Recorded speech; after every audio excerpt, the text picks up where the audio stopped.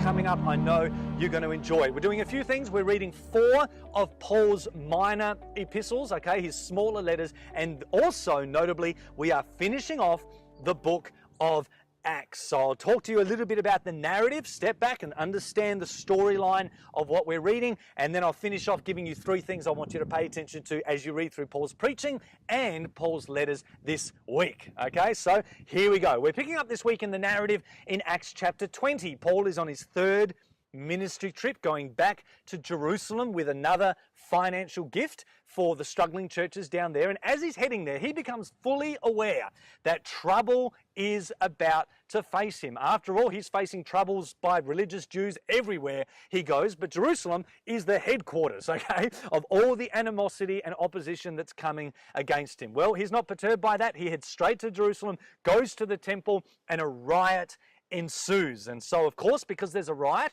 he has to appear before the local courts. So he does that. The Sanhedrin, the Jewish court, and the Roman commanders see him there in Jerusalem, much like they did with Jesus.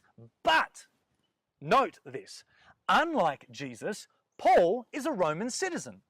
Okay, that's a special status that Paul has, probably through his father somewhere. We don't really know. But what that means is that when he goes through that trumped up trial there in Jerusalem, he has the ability as a Roman citizen to appeal his case to a higher court, and he does that, and that takes him to a place called Caesarea, which is basically the Roman capital of that whole area. Jerusalem was the Jewish capital, but Caesarea was the political Roman capital. Anyway, he heads up there, he gets stuck there in the court system basically for 2 years, all right, until eventually his appeal process takes him all the way to the Supreme Court, so to speak, in Rome. And so here we are, Paul ends up just like he wanted to, kind of, in Rome, in the political capital of the Roman world. Jesus, at the start of the book of Acts, said, I want you to be my witnesses to Jerusalem, Judea, Samaria, and the ends of the world, or the end of the land. Well, there he is in Rome. It is the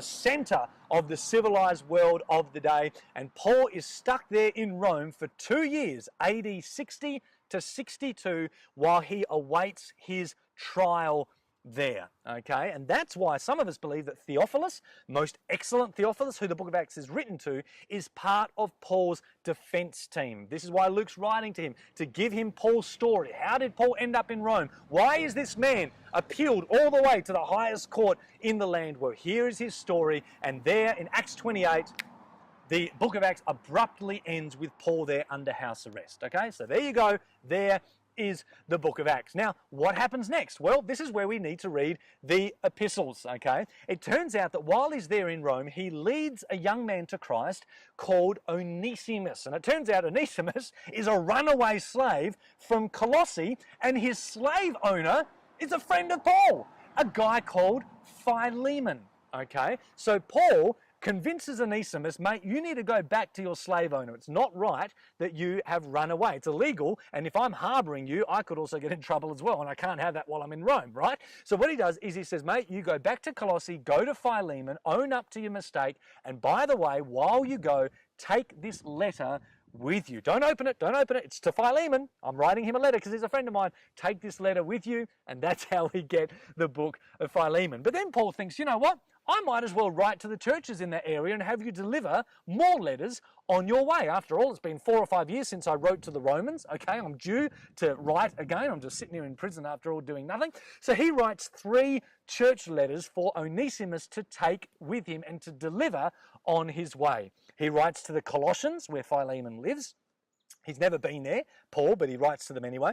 He writes to the Ephesians, good friend of Paul's, spent 2 years there, so he writes them a letter.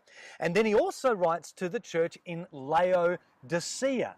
Okay, now you might think, well, I've never heard of the Laodiceans letter. Well, that's because we don't have it, all right? It wasn't preserved for us. We don't have it in the Bible. It doesn't exist, all right? But he wrote it anyway. You're going to find out this week.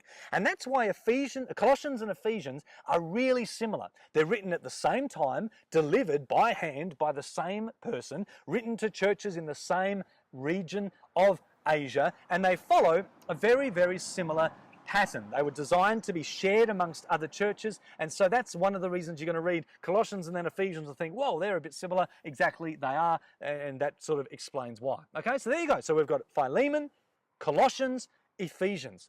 And off he goes, Onesimus goes down to Philemon to deliver the letters, and then a guy rocks up called Epaphroditus, knocks on Paul's door there in Rome and says, "G'day mate, I've come from Philippi with a financial gift from the church there to help you. They heard that you're in chains and I've come to be a support to you." Well, Paul is so grateful for that. He loves the Philippian church. Remember Lydia, and a seller of purple cloth, and the prison doors that shook? That's Philippi, okay? So he writes them a thank you letter and sends Epaphroditus back to deliver it. So there you go.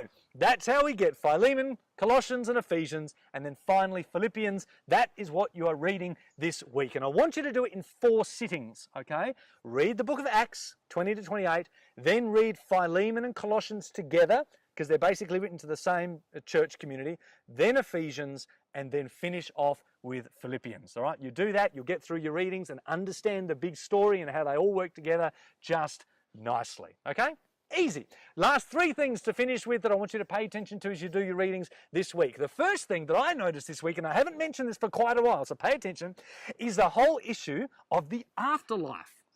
Okay, I mentioned this months ago when we were reading through the Old Testament and Job and Genesis and that type of thing. Well, it stood out to me again this week. Why? Because Paul is facing the high prospect of death, and he doesn't seem to mind.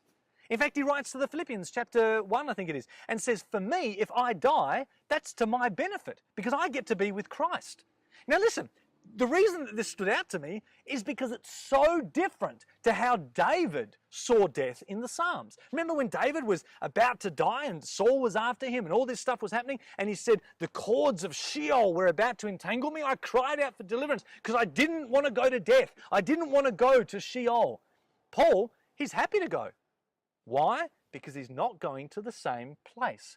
Jesus has obviously affected what happens in the afterlife, and so Paul's outlook on death is very different to Old Testament saints. Take a note of that. Second thing I want you to notice is something I spent a lot of time on last week, is the us and you, Jew and Gentile way that Paul writes. You're going to notice this particularly in Ephesians, where he starts by saying, we were predestined, we were chosen, we were adopted, we were loved by God, and we were the first to hope in Christ. Who's he talking about? We Jews were the first to hope in Christ, and then you were also included when you heard the gospel. You were dead in sins, but God has raised you to life and seated with him in heavenly places. So again, the us and you thing comes out really strong. And this week, the whole Jew and Gentile as one theology is really focused on by Paul. In fact, he calls Jew and Gentile coming together in one body as a mystery, an eternal mystery that was kept hidden for ages and generations,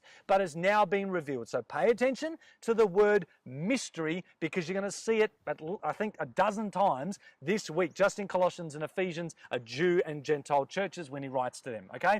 Last thing, of course, I want you to pay attention to is how the Old Testament scriptures are referenced constantly here in the New. When Paul is on trial and he gets up to make his defense, he says, listen, all I'm doing is preaching the law and the prophets. That's all I'm doing. I'm not making up a new theology, okay?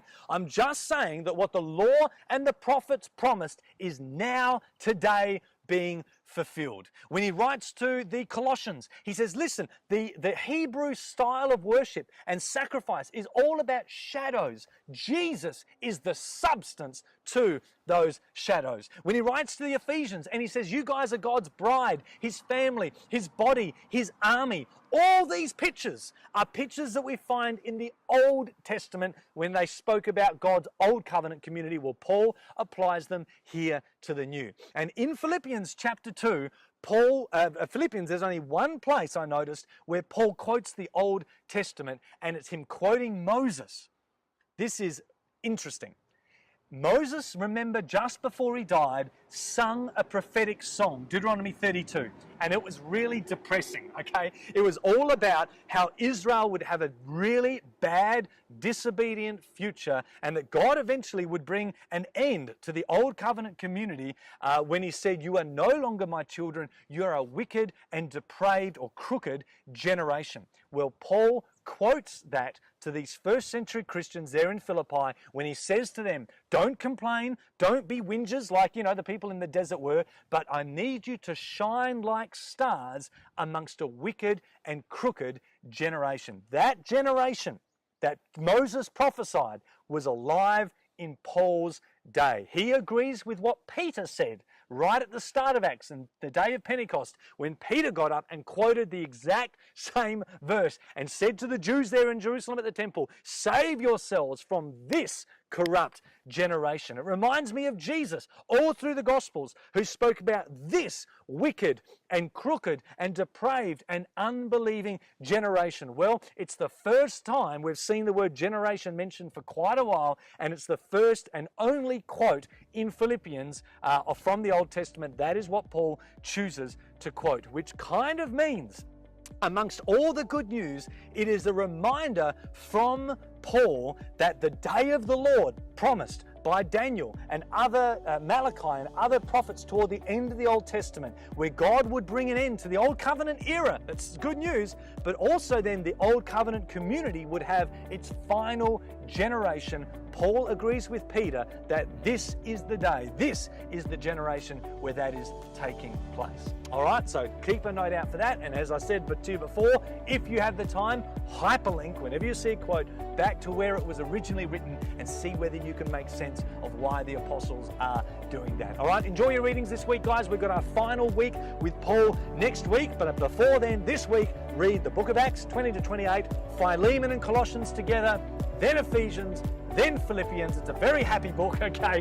It's a rejoicing book, so I hope you enjoy it. Bless you heaps. I'll see you next week as we finish the life of Paul. Bye. That's it for today's lesson. I really hope you enjoy your readings this week. Remember, allow yourself time to read as much as you can in one sitting. Don't get lost in the detail. Just keep going and watch the Bible's big story unfold before you. Remember also to hit me up on our social media channels or website, and I'll see you next time.